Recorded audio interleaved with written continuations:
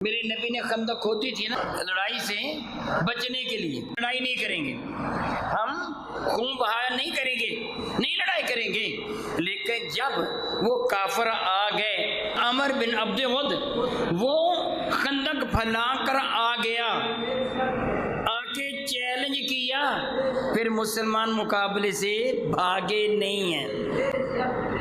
मेरे करीम आका ने हजरत अली को भेजा था, जा उसका मुकाबला करके आ। इससे देखा ये तो छोटा जवान है, छोटा सा बच्चा गोया है, क्यों जा वापस चला जा, छोटा सा तू है, तू मेरा मुकाबला क्या करेगा? वो तू जानता नहीं मैं कौन हूँ, मेरा नाम आमिर बिन अब्द वद है। अपना तारफ करवाया। हज़रत अली मुर्तज़ा फरमाया कि सुम्मई तो उम्मी हैदरा, मेरी माँ ने भी मेरा नाम हैदर रखा है, मेरी माँ ने भी मेरा नाम हैदर किसे कहते हैं? उस शेर को जो चीर फाड़ के रख दे, कह के मेरा मुकाबला करेगा तेरे बखिए देड़ के रख दूंगा। बता दिया ईमान वाला फिर जंग से भागा नहीं करता, जो जंग से भागते हैं वो हलाक हो जाते हैं।